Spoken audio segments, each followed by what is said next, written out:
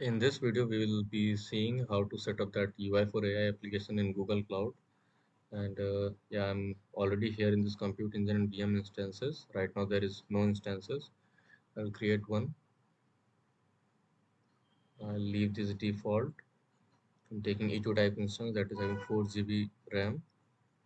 And yeah, these things can be left as it is.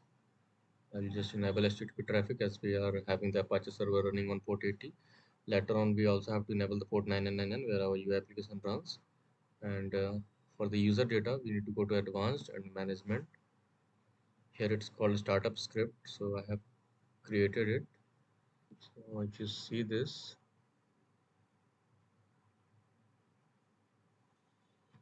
from the cloud formation, I have taken out the shell script that runs.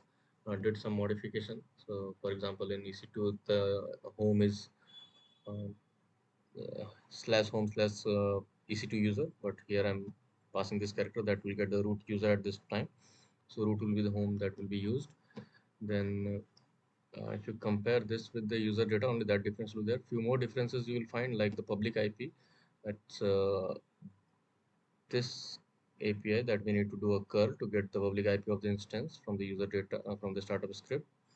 And other than that, yeah, some escape characters I had to remove because it was in cloud formation template. Each line were within quotes. So once I removed that, I had to remove some backslashes.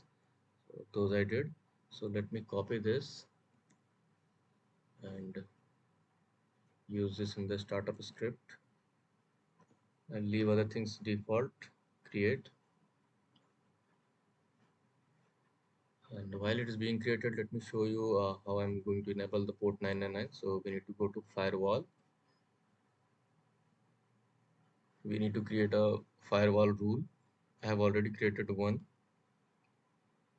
I have put the name as port 999, but the target is port 999. This is the actual thing that matches. So this name is irrelevant. I can show you what all values we have here. So if I edit it, after first creation, you won't be able to change the name. So whatever name it is unnecessary. But if you see below, here I have added a target tags. So this is the tag wherever whichever instance matches its tag, that rule will be applied to it.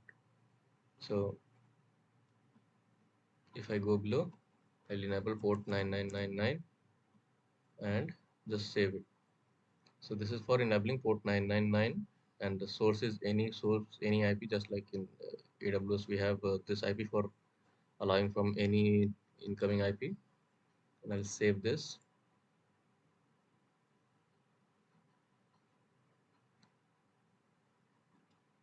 Okay, looks like our EC2, that compute instance is ready.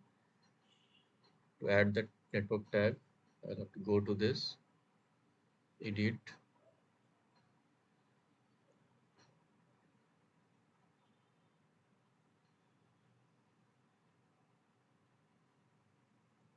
Here we need to go to network.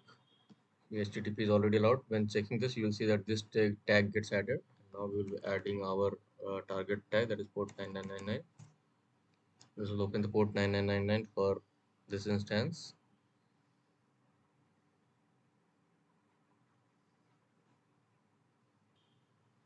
We'll go back to the instance. This is our public IP. I'll copy this.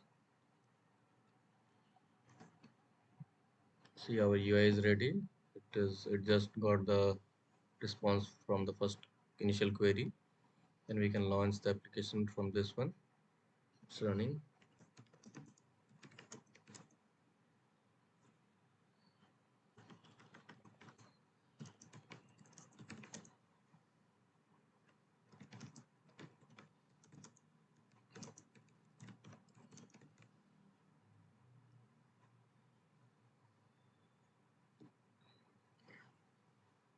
And yeah, even in this video, while making this, I haven't created the fix for that script thing that I discussed in the last video.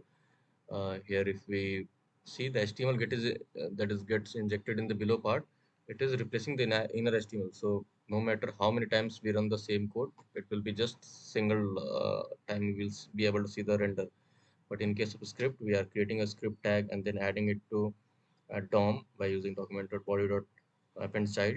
So that's why while this response is generating, if there is a script tag, it gets injected multiple times. So I will be fixing it in another video, and maybe in the next video I will show running the same thing with Google Cloud instance that is having GPU, because the EC2 one is having some quota limit. So I think in my Google Cloud I don't have any such quota limit. So I will try the GPU one with Google Cloud. So not in this video, I will create another one, and in that I will be showing. So that's it for this video. I will delete this instance and I will be committing the two files that I have added. If you are launching an EC2 instance also manually, you can use this user data for that. Here you can see the home is home/EC2 user. If you are doing in GCP, then you can use this file. It's not yet committed, I will be committing it.